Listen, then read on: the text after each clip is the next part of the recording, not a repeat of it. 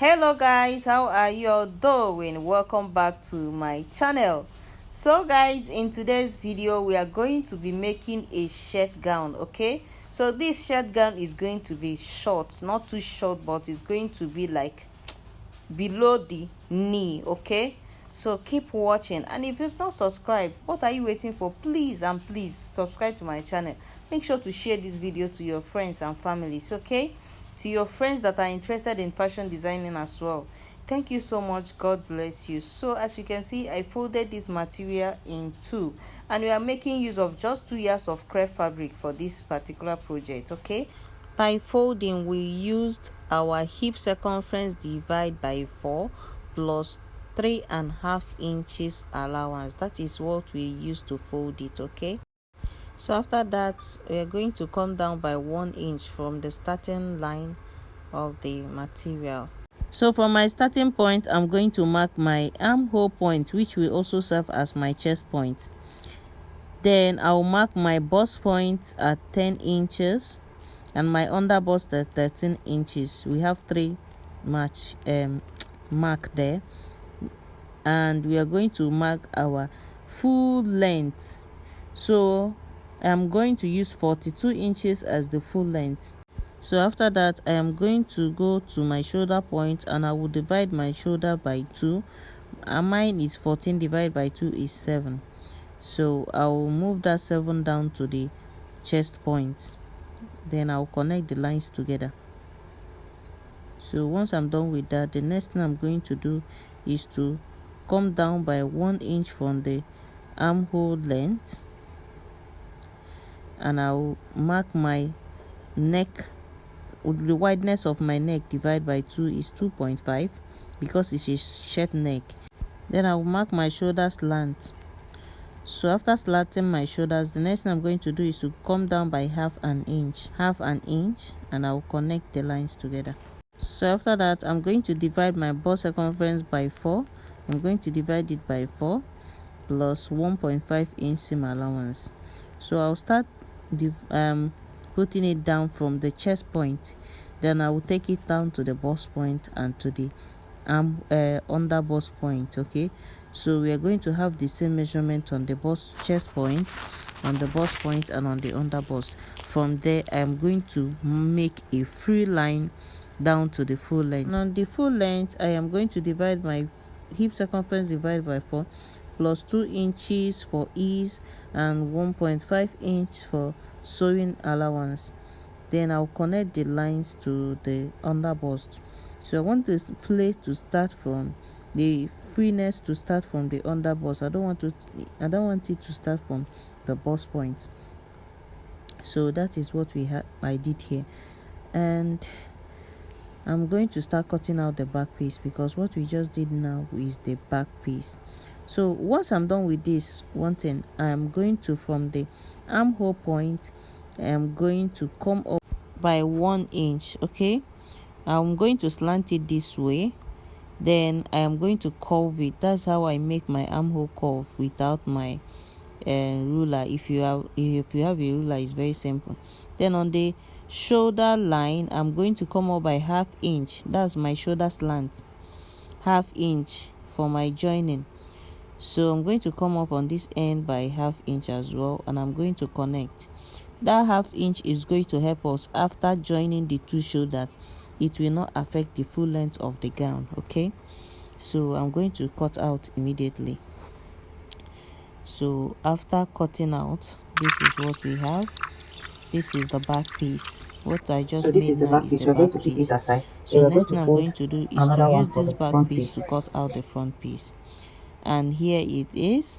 Well, before I place the back piece on the front piece, I already made an allowance of 3 inches before the back piece. This 3 inches allowance I made is going to help us to create our button allowance on the front piece, since this particular piece does not have a button, a zip at the back. It is going to have a button at the front part. Okay, so I'm going after cutting it out, I'm going to measure my I'm going to come down by 3.5 for the depth of the front piece, and as you can see, what I'm doing there is that I am marking my neck width, which is 2.5 inch. And you know, because we are making the front piece, the 2.5 inch is going to be longer, but I'm going to use the back piece to mark the 2.5 because we have extra allowance on the front piece. Then I mark 3.5 inch for the depth of the front piece, neckline. The half inch that is in the 3.5 inch is the half inch for the shoulder joining. So after joining the shoulder, we have 3 inches. So that is what we have there. So I'm going to cut out the neckline now, then open the center front. So right now we have both the front and the back piece ready. So let's cut the sleeve now. So I gave a notch on the end of the 3.5 inch that I marked.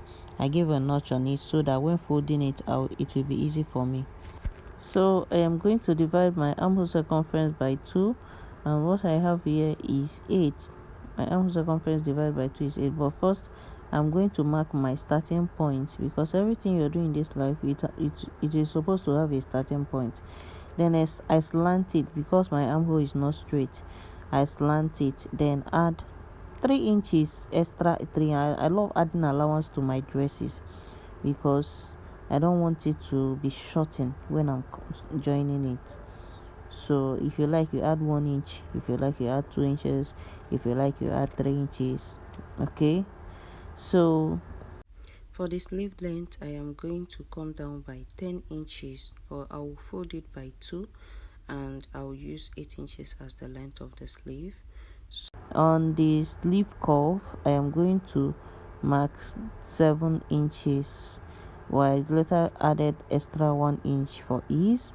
So after that, I'm going to cut out the piece. Then I will make 2 of it.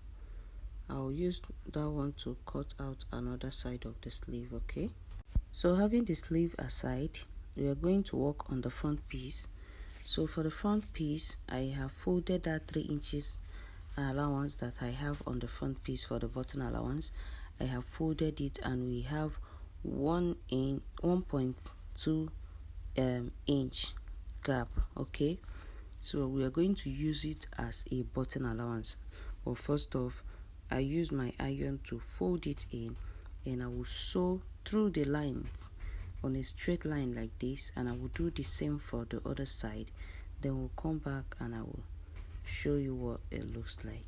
So I have gone ahead to my machine, and I have sewn through the 1.2 inches allowance that for the button allowance. Okay, I've sewn through it and I've ironed it down. This is what it looks like. As you can see how I made it. So I overwrapped it. This is how it's going to look like on the front piece. Okay, that's the wrap. Okay, the one side is going to lap this other side. Okay, so I don't know for females the side that will be, I will still browse it and I will make it that way, but for now let's focus on the sewing. Okay, so after that, I join the shoulders as well, and this is what it looks like. Then I hem the down part, and I made a curve at the down part of the gown. As you can see, it's no longer straight, it's curved. Okay, so on the down part of the gown, I made a curve, just a little bit curve on the down part. But if you like, you can make yours straight, but I like mine being curved. So on the shoulders, remember we have half inch. We cut out a half inch allowance for the shoulders. That half inch is what I used to join the two shoulders together, and I ironed it down, and this is what it looks like. So the next thing I'm going to do right now is to work on the collar of the shirt. Okay, it's going to have a bishop collar, so let's work on the collar. So working on the collar, I am going to open the collar side. I'm going to make a little bit opening, remove like 2 pins, so we can have a lot of space to measure around the neckline.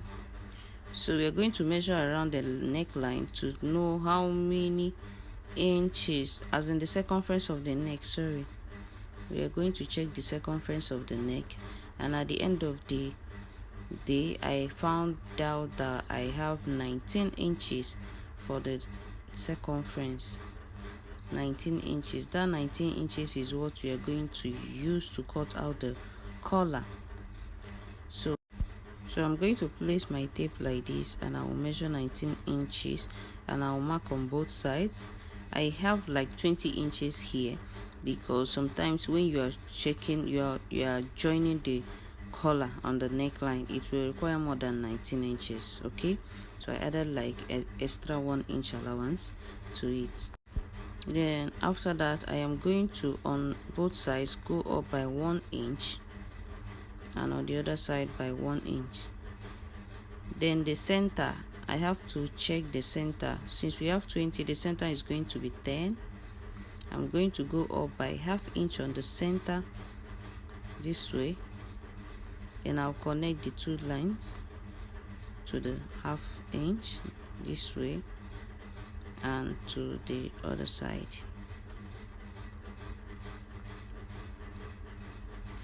So that is my collar. So next thing I'm going to do is that I'm going to go up by 2 inches. I'll go up by 2 inches on the line. So these 2 inches, after joining, I will have 1.5 inch available after joining the whole thing. So always add allowance to whatever you're doing so that you don't end up spoiling the material. That's my own way of sewing. I love adding allowance to whatever I'm doing. If after joining and I have extra space, I'll cut it off. So our collar is ready. So I'm going to use a gum stain on one side. This side, I'm going to use this gum stain. Is the side that I will use to cover the rough edges. Okay, so that's what I'm doing now. Just one side of the collar. It's going to help me have a neat work after joining the collar. So learning this collar is another serious business for this shirt making. We are going to be making only bishop collar. So I'm going to curve the two sides like this. This is how I'm curving them, the both sides. I want it to have a C curve. Okay, that's what I'm doing here. So after I'm done with that, the next thing I'm going to do is to pin it down. I'm going to use this pin to hold the front and the back of the collar. Then then I'm going to mark ½ inch. You still have 20 inches. So this ½ inch is what we're going to use for joining. So see what I'm doing now. See the ½ inch. I marked ½ inch, and on the other side I mark ½ inch. The ½ inch is going to help me fold it in very properly and have a neat job. So from that ½ inch, I'm going to start from that ½ inch to sew round.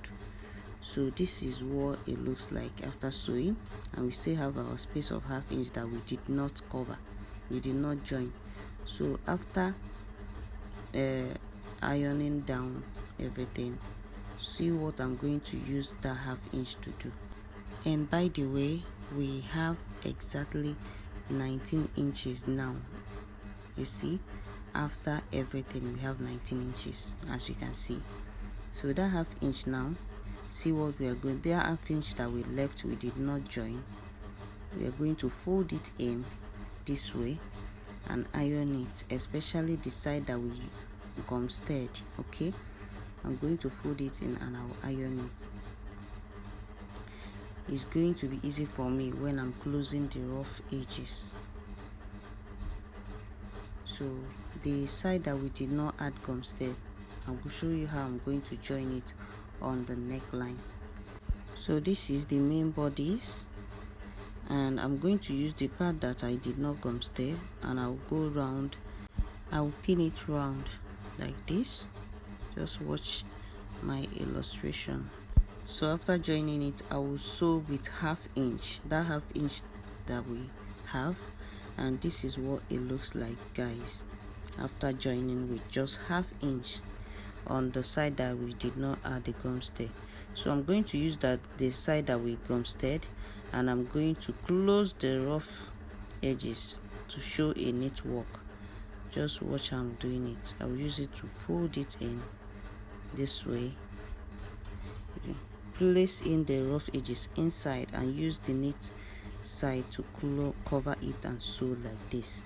Okay, for the sleeve, I'm going to open it up like this. After joining the neck, the collar, I am going to bring my sleeve, one side of my sleeve like this. I will check the center, I will notch the center. See how I folded the 2 inches. I'm going to close it up. I'm going to run a stitch on it like this. Okay, then I'll check the center. I've already used my iron to indicate the center, and I notched as well. I will use that notches to place on the joining of the shoulder, that this way, right side facing right side, and I'll use my pin to hold it and sew through this way. I'll sew through this way with 1/2 inch, and I'll do the same on the other side. Then I'll come back and show you guys what it looks like. It's very simple. Then on joining the both sides, I will join with 1 inch both sides of the gown. Now I will join the both sides of the gown with 1 inch. Then I'll add my pocket. My pocket is going to start from the 16 inches, that's the waistline. My pocket is going to start from the waistline, 16 inches to the hip line. Okay, it's very simple. It's just that I don't have enough space. I'm recording with my phone, so I don't have enough space. I would have shown you everything, but my phone is screaming no space since, so I don't want it to occupy too much. So I'll use 1 inch to sew the 2 sides, 1 inch ahead like this. You see my hand like this, 1 inch after joining the sleeve. Then I'll go ahead and show you the end result. Okay, so fingers crossed it's going to come out fast. So after joining the collar, this is what it looks like. You see, very neat. This is what it looks like at the end of the day. We've not added our button there and the buttonhole, but this is what it looks like. Okay, so guys, thank you for watching. Make sure to subscribe. See you in my next video. Bye.